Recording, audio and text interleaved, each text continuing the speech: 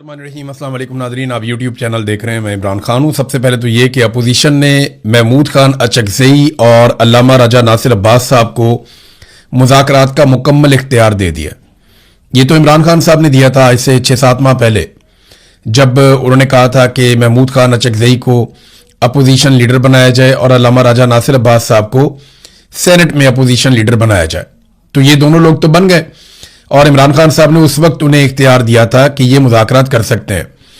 और अब दोबारा से उसकी तौसीह की गई है अपोजिशन जमातों की जानिब से और पार्लिमानी पार्टी का इजलास हुआ। अपोजिशन लीडर कौमी असम्बली महमूद खान अचकज़ई की ज़ेर सदारत, और यह फैसला किया गया कि इनके पास मुज़ाकरात का इख्तियार है। देखिए, मुज़ाकरात जब तक पाकिस्तान तहरीक इंसाफ या अपोजिशन अपनी ताकत शो नहीं करेगी तब तक हुकूमत उनके साथ मुज़ाकरात नहीं करेगी।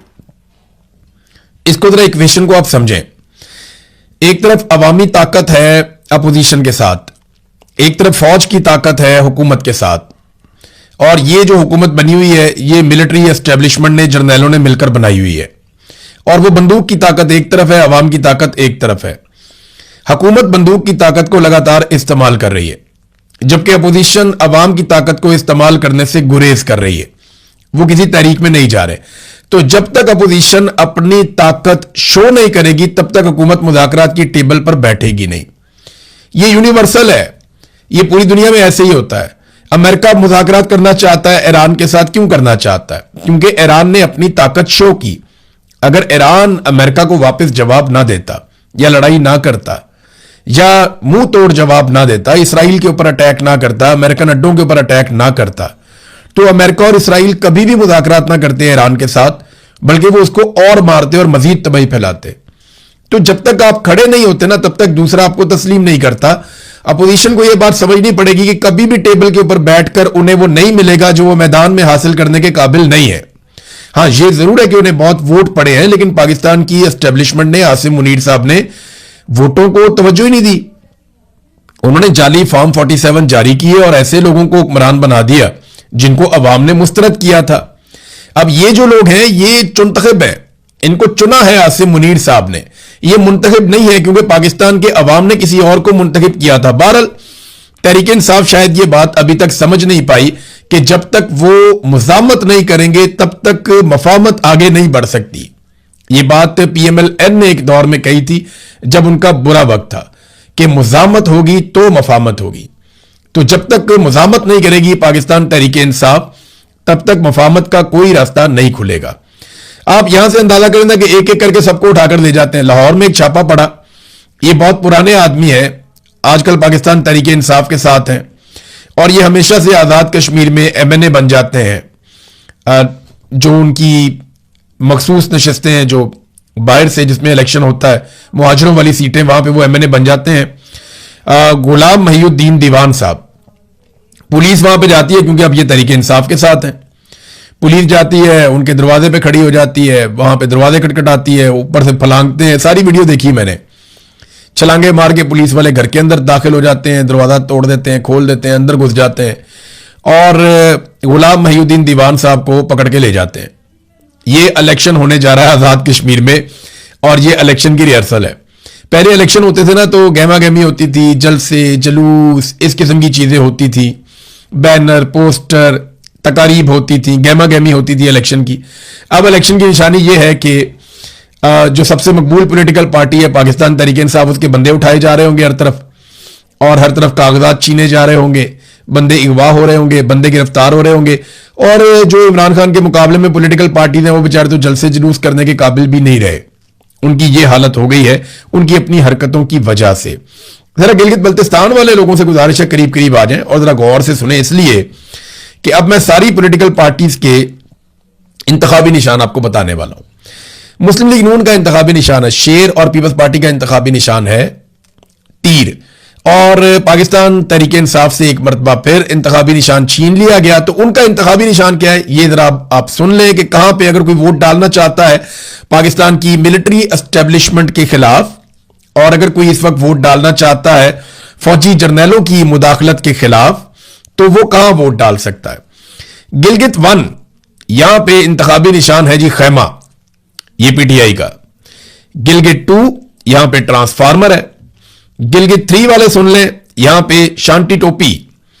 और नगर 1 वाले मीनार के निशान पे, नगर 2 वाले खैमा के निशान पे, और हुंजा की जो सीट है वहां पे निशान है क्रिकेट की विकेट, और स्कर्दू की जो सीट है वहां निशान है क्रिकेट की विकेट, और स्कर्दू 2 जो सीट है वहां पे निशान है खैमा। स्कर्दू 1 में क्रिकेट विकेट है, स्कर्दू 2 में खैमा है, स्कर्दू 3 में खैमा है, स्कर्दू 4 में क्रिकेट की विकेट है, और उसके बाद खरमंग, यहां पे इंतखाबी निशान जो पाकिस्तान तहरीक इंसाफ के हमायत याफ्ता उम्मीदवार का है वो नलका है। फिर शिगर की जो सीट है वहां पे इंतखाबी निशान है मेडल, ये जो गले में डालते हैं मेडल वो। फिर अस्तोर की जो सीट है उसका इंतखाबी निशान है शांति टोपी। फिर दियामिर 1 में इंतखाबी निशान है क्रिकेट की विकेट, दियामिर 2 में इंतखाबी निशान है क्रिकेट की विकेट, दियामिर 3 में इंतखाबी निशान है क्रिकेट की विकेट, और दियामिर 4 में इंतखाबी निशान है क्रिकेट की विकेट। यानी दियामिर में जो भी एस्टेब्लिशमेंट के खिलाफ या जर्नैलों की सियासत के खिलाफ वोट डालना चाहता है वो क्रिकेट की विकेट के ऊपर वोट डाल दे पूरे दियामिर में। फिर जनाब गैजर 1, ये बहुत खूबसूरत इलाका है, बड़ा शानदार, मुझे बड़ा मजा आया था यहां जाके। गैजर 1 में चारपाई इंतखाबी निशान है, गैजर 2 में ताला इंतखाबी निशान है, गैजर 3 में चिमटा इंतखाबी निशान है। गांचे 1, ये सियाचिन के करीब, मैं यहां पे भी गया हूं।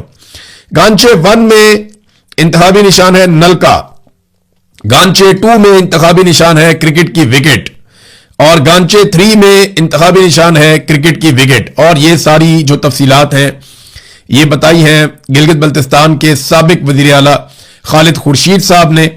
तो ये जनाब MWM के साथ पाकिस्तान तहरीक इंसाफ का इत्तेहाद है और इन्हें ये इंतखाबी निशान मिले हैं और इन इंतखाबी निशानात के ऊपर ये इलेक्शन लड़ेंगे सारे मिलकर।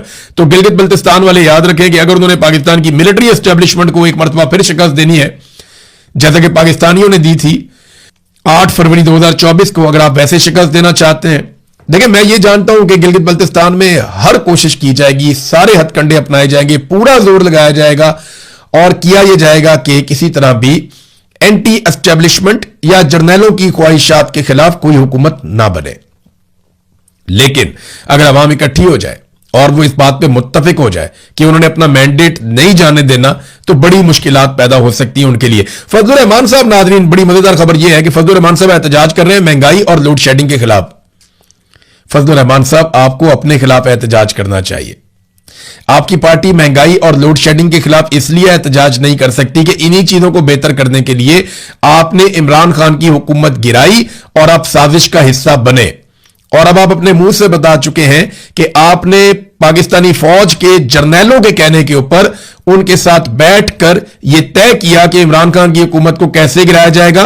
और जर्नैलों ने आपको जो हुक्म दिया, ये आप खुद बता चुके हैं कि जनरल बाजवा ने और उस वक्त के DG ISI ने, जनरल फैज ने, इन लोगों ने आपको हुक्म दिया था कि इमरान खान की हुकूमत गिरा दी जाए और आपने इमरान खान की हुकूमत गिराकर PDM की सरकार बनाई थी। तो फजलुर रहमान साहब, आप एहतजाज नहीं कर सकते बल्कि आपके खिलाफ एहतजाज होना चाहिए। आज पाकिस्तान जिस सूरत हाल का भी शिकार है, इसमें सबसे बड़ी रिस्पॉन्सिबिलिटी, जो सबसे बड़ा हाथ है किसी भी सियासतदान का, वो नवाज शरीफ का और आपका और आसिफ अली जरदारी का है। आप तीनों लोग बराबर के मुजरिम हैं और आप तीनों लोगों के ना सिर्फ केसेस खत्म हुए बल्कि आप बड़ी इंजॉय वाली जिंदगी पाकिस्तान में गुजार रहे हैं। आपकी तरफ तो कोई गर्म हवा भी नहीं आती। नाज़रीन, सुहेल अफरीदी साहब के हलफ उठाने के बाद से लेकर अब तक मुसलसल खैबर पख्तूनख्वा में ड्रोन हमले हो रहे हैं और इसके ऊपर अभी तक कोई कार्रवाई नहीं हुई। मुख्तलिफ इतलात के मुताबिक अब तक 50 के करीब ड्रोन हमले हो चुके हैं। सुहेल अफरीदी साहब जब आए थे तो उन्होंने बड़े जबरदस्त दावे किए थे कि वो ये करेंगे वो करेंगे। ड्रोन्स के ऊपर इमरान खान साहब ने FIR दर्ज करने का भी कहा था और कहा था कि जीरो टॉलरेंस की पॉलिसी इस पर होनी चाहिए। लेकिन अब आप ये देखें कि सुहेल अफरीदी साहब की तरफ से खामोशी है, ना कोई मुकदमा दर्ज हुआ, ना किसी को जिम्मेदार ठहराया गया। उन्हें इसके ऊपर जरूर कार्रवाई करनी चाहिए थी, क्योंकि अगर तो उनका यह दावा था और वो इस दावे के साथ आए थे कि इमरान खान का हुक्म है कि ड्रोन हमले नहीं होंगे और ड्रोन हमले होंगे तो हम कार्रवाई करेंगे। अब ड्रोन हमले हो रहे हैं, अली अमीन गंडापुर के दौर से ज्यादा हो रहे हैं और उसके ऊपर किसी किस्म की कार्रवाई सुहेल अफरीदी साहब की हुकूमत नहीं कर रही, जो उन्हें करनी चाहिए जैसे कि उन्होंने वादा किया था। नादरीन, कौमी असेंबली में एक शख्स ने वीडियो बना ली हनीफ अब्बासी की, और उस वीडियो के ऊपर रोला पड़ गया। लड़ाई असल में दो हुकूमती लोगों की है, एक कोई नासिर भट्ट है और एक हनीफ अब्बासी है। इनका आपस में कोई झगड़ा चल रहा है। अब इसमें राणा सनाउल्लाह साहब का स्टेटमेंट बड़ा मजे का है। वो कमेटी बनी हुई, राणा सनाउल्लाह साहब कहते हैं कि जनाब हम तो सजा देंगे, हम तो छोड़ेंगे नहीं उस बंदे को जिसने खिलाफ वर्जी की है कानून की, और उसने यहां पे वीडियो बनाई है, उसके खिलाफ तो कानूनी कार्रवाई होगी। अब ये पार्लियामान का वो कह रहे तकद्दुस पामाल हुआ है। मेरा एक सवाल है राणा साहब, इसी पार्लियामान से नकाबपोश लोग आए और उन्होंने आईनी तरमीम के लिए यहां से एमएनएस को जबरी तौर पे अगवा कर लिया, और इसी पार्लियामेंट के अंदर वो घुसे, इसको ब्रीच किया, यहां से बंदे उठाकर ले गए। उस वक्त तो आपकी पार्लियामान की तौहीन नहीं हुई थी। एक आदमी ने आके यहां पे वीडियो बनाई एक मिनिस्टर की, तो उस पर तौहीन हो गई। असल बात तो यह है कि तौहीन वो है जहां पे अरकान असेंबली को यहां से अगवा करके ले गए उठा के मारते कुटते हुए, और नकाबपोश दाखिल हुए कौमी असेंबली के अंदर। उस पर कभी भी गैरत नहीं जागी किसी की, पार्लियामान की तौहीन नहीं हुई। यहां पे पार्लियामान की तौहीन हो जाती है कि एक आदमी आगे वीडियो बनाता है। तो ये ना जिसकी लाठी उसकी भैंस, पाकिस्तान की एस्टेब्लिशमेंट को कोई सवाल भी नहीं पूछ सकता, क्योंकि उनका कंट्रोल बहुत ज्यादा है, और इनकी हरकतों की वजह से पाकिस्तान में सरमायाकारी अब एक ख्वाब बनता जा रहा है। यानी सरमायाकारी बिल्कुल पाकिस्तान में आप समझे जीरो होती जा रही है। पिछले 3 बरसों में, ये जो 3 साल गुजरे हैं, 2023, 24, 25 और ये 26 चल रहा है, इन सालों में जब पीडीएम सरकार को मुसल्लत किया गया और आसिम मुनीर साहब इस मुल्क के स्याह और सफेद के मालिक बने, तो इन्वेस्टमेंट टू जीडीपी रेशो जो है ये 13 से 14% के दरमियान रहा। ये इंतहाई कम है। इन्वेस्टमेंट टू जीडीपी का रेशो ज्यादा होना चाहिए। यहां पे वो 13 से 14% के बीच में रहा, और 1970 के बाद ये कम तरीन सतह है। 70 के हालात आपको पता है, पाकिस्तान बहुत बुरे हालात में था, पाकिस्तान 2 टुकड़े हो गया उसके बाद। तो वो जो इतना बड़ा बहरान था उसका मुकाबला ये अब कर रहा है पाकिस्तान।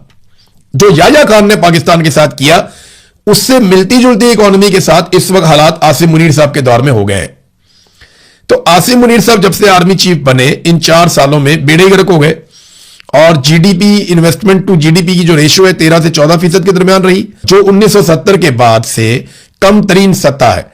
साथ ही फॉरेन डायरेक्ट इन्वेस्टमेंट भी जीडीपी का सिर्फ 0.5 से 0.6% तक रहा। यह इस बात का वाज़ेह इशारा है कि सरमायाकार अब पाकिस्तान की मईशत पर बिल्कुल एतमाद नहीं कर रहे। यह बात कामरान खान ने कही है। कामरान खान आप जानते हैं कौन? पाकिस्तान की मिलिट्री एस्टेब्लिशमेंट के साथ बेहतरीन ताल्लुकात रखने वाले जर्नलिस्ट, जो हमेशा आर्मी चीफ ताजरों से मिले तो बहुत खुश होते हैं, बड़े जमीन आसमान के कलाबे मिला देते हैं। वही कामरान खान भी अब यह कहने पर मजबूर है कि मईशत का भट्ठा बिठा दिया और इन्वेस्टमेंट बिल्कुल फारिग कर दी जब से आसिम मुनीर साहब ने सारे सिस्टम को संभाला है। तो सरमायाकारी तो पाकिस्तान के अंदर नादरीन बस अब एक ख्वाब ही बनकर रह गई है।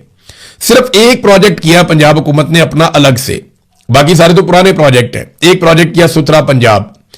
कभी सुथरा पंजाब वाले तनख्वाहों के लिए रोते हैं, कभी वो एहतजाज करते हैं, कभी वो कूड़ा फेंक देते हैं, कभी उसके अंदर करप्शन निकल आती है, कभी उसके फंड्स खुर्द-बुर्द हो जाते हैं। तो एक प्रोजेक्ट इन्होंने किया और इतने नालायक हैं कि ये एक प्रोजेक्ट भी ठीक तरीके से नहीं कर पाए। इन्होंने रोटी का रोला डाला था, कहां है, कितने की है? आज कोई जवाब देगा? जिस जिस चीज के ऊपर इन्होंने आवाज उठाई या कोशिश की उसका बेड़ा गर्क किया, और एक प्रोजेक्ट लेकर आए सुथरा पंजाब। पुराना निजाम इन्होंने तबाह कर दिया, और वहां पर भी रोजाना करप्शन, रोजाना तनख्वाहें ना मिलने का रोला और फंड्स खा जाने की शिकायत, ये रोज मौसूल होती हैं। एक प्रोजेक्ट भी ये लोग ठीक तरीके से नहीं कर सके और इन्हें मुल्क थमा दिया। नौजवानों को खड़ा होना पड़ेगा जैसे इंडिया में नौजवान खड़े हुए। अभी इंडिया इतना परेशान हो गया काकरोच जनता पार्टी से कि उनका जो एक्स अकाउंट है उसको भारत में मुअत्तल कर दिया गया है। ये बड़े मजे की खबर है। और उसके ऊपर जो इंडिया में कहा जा रहा है वो ये कहा जा रहा है जनाब कि ये तो इंडिया की खुद मुख्तारी के लिए खतरा है, लिहाजा हुकूमत ने बाकायदा कहकर काकरोच जनता पार्टी के एक्स अकाउंट को इंडिया के अंदर मुअत्तल करवा दिया।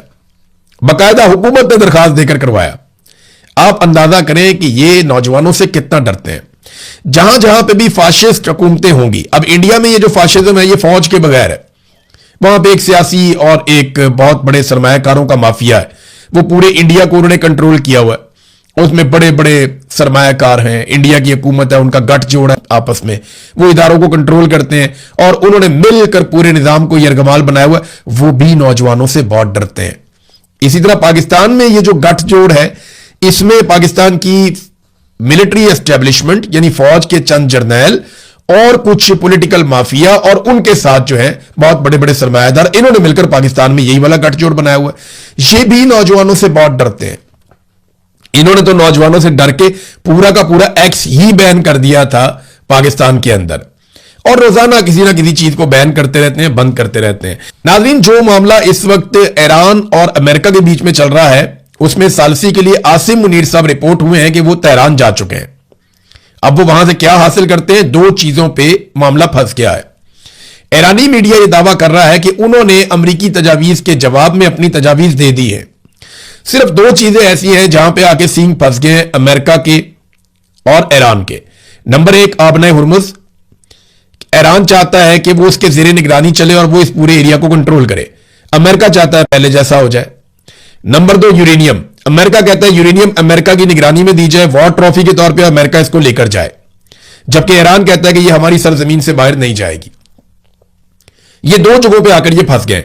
बाकी जितने भी अमेरिका के दावे थे रजीम तब्दीली करने के, जो जंग शुरू करने से पहले थे, और अपनी हुकूमत वहां पे बनाएंगे, अपने लोगों को लेकर जाएंगे, अपना कब्जा करेंगे, ईरान के टुकड़े कर दिए जाएंगे, बेशुमार चीजें, बेशुमार इनके दावे थे, बहुत सारे इनके टारगेट्स थे जो अचीव करने थे, उनमें कोई भी टारगेट अचीव नहीं हुआ। तो अमेरिका मुकम्मल तौर पे अपने टारगेट तब्दील कर चुका है। अब वो उस आबना हुर्मुज को खुलवाना चाहता है जो पहले तो खुली हुई थी, और अब वो यूरेनियम के ऊपर मुज़ाकरात करना चाहता है, जो मुज़ाकरात पहले से चल रहे थे। ये मुज़ाकरात छोड़ के ये लड़ाई करने के लिए मैदान में चले गए। तो ये अमेरिका ने किया ये कि आ बैल मुझे मार, यानी जानबूझ के वो पंगा लिया। नेतन्याहू के कहने पे अमेरिकन में बहुत सारे लोग ये समझते हैं कि ये अमेरिका की लड़ाई नहीं थी, ये नेतन्याहू ने अमेरिका के गले में डाल दी है। तो अब अमेरिका ने जानबूझ के अपने आप को फंसा लिया, और जहां पे फंस गया वहां से वो निकल नहीं पा रहा।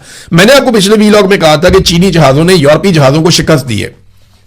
ये बड़ी इंटरेस्टिंग खबर है, और इसकी तफसीलात ये है कि चीन के जो J-10CE लड़ाका तैयारे हैं, उन्होंने जो फर्जी जंगें होती हैं, डॉग फाइट और बाकी मुकाबले होते हैं बियॉन्ड विजुअल रेंज मारना, ये क्योंकि जहाजों के रिकॉर्ड में सब आ जाता है कि कौन सा जहाज काबू आ गया, कौन सा लॉक हो गया, कौन सा तबाह हो गया। तो जब ये आपस में डॉग फाइट खेलते हैं तो बगैर हथियारों के भी एक दूसरे को तबाह किए बगैर भी ये पता कर लेते हैं कि कौन सा पायलट मारा गया, कौन सा जहाज जो है वो तबाह हो गया और कौन सा जहाज बच गया। अब यूरोप के जो जहाज हैं जो चंद मुल्कों ने मिलकर बनाए हुए हैं, वो है यूरोफाइटर टाइफून। इन जहाजों को 9-0 से शिकस्त दी है चीन के J-10C लड़ाका तैयारों ने। अब चीन के सरकारी नशरियाती इदारे CCTV के मुताबिक चीन के J-10CE लड़ाका तैयारों ने फर्जी जंग में यूरोपीय लड़ाका तैयारों यूरोफाइटर टाइफून को 9-0 से शिकस्त दे दी। ये जो तैयारे यूरोप के थे, ये बनाए हुए हैं जर्मनी ने, इटली ने और स्पेन ने। इन्होंने मिलकर 4 मुल्कों ने ये जहाज बनाए हैं। जबकि कतर के अंदर 2024 में जो मुकाबले हुए थे, जो वहां पे मशकें हुई थी, उनमें भी चाइनीज तैयारे जीत गए थे, और पाकिस्तान के J-10CE तैयारों ने कतर की फजाइया के यूरोफाइटर टाइफून तैयारों का मुकाबला किया था। अब चीन हर मैदान के अंदर जहां जहां पे मुकाबले हो रहे हैं, यूरोपीय तैयारों को शिकस्त दे रहा है। तो बड़े शानदार तरीके से चीन ने अपनी दिफाई ताकत को मनवाया है। और उसके बाद पाकिस्तान ने जब भारतीय तैयारे गिराए थे तो इन्हीं तैयारों को इस्तेमाल किया था, J-10CE। ये तैयारे पाकिस्तान ने 2017 में चाइना ने इनको लॉन्च किया था, और इमरान खान साहब ने अपने दौर में चीन के साथ मुआहदा किया था कि ये तैयारे हमें चाहिए, क्योंकि भारत राफेल तैयारे ले रहा था, और फिर पाकिस्तान ने J-10CE तैयारे ले लिए और भारत ने राफेल ले लिए। फिर मुकाबला हुआ, फिर भारत के तैयारे गिर गए। तो चीनी जो लड़ाका तैयारे हैं, उन्होंने यूरोप के तमाम तैयारों से अपनी बालादस्ती साबित कर दी है। यूरोपीय तैयारों की मार्केट नीचे गिर रही है, चीन के तैयारों की मार्केट ऊपर जा रही है। अब अगर किसी मौके पे चीनी तैयारों का अमेरिकी तैयारों के साथ मुकाबला होता है, तो फिर दुनिया की मार्केट का पता चलेगा कि अमेरिकन तैयारे कहां पे खड़े हैं और चाइनीज तैयारे कहां पे खड़े हैं। देखिए, रूस लगभग अब इस लड़ाई से बाहर होता जा रहा है। मुकाबला चाइना और यूरोप का हुआ, अब मुकाबला असल में चाइना और अमेरिका का है। अमेरिकन हथियार बहुत शानदार हैं, बड़े जबरदस्त हैं, उनके तैयारे बहुत शानदार हैं, लेकिन चाइना ने लगभग हर किस्म के हथियार तैयार कर लिए हैं और उनकी टेक्नोलॉजी में बहुत सारी ऐसी चीजें हैं जिन्हें अभी दुनिया समझ नहीं पा रही। अमेरिकी दिफाई जरीदा है मिलिट्री वॉच, उसके मुताबिक सीसीटीवी की ये मालूमात J-10C की जंगी सलाहियतों की एक नायाब झलक पेश करती है। यानी अमेरिका भी इस बात को मानना शुरू हो गया है कि चीन के जदीद लड़ाका तैयारों की टेक्नोलॉजी काफी पुख्ता हो चुकी है। अब तक के लिए इतना ही नाज़रीन, अपना ख्याल रखिएगा, अपने चैनल का भी। अल्लाह हाफिज़।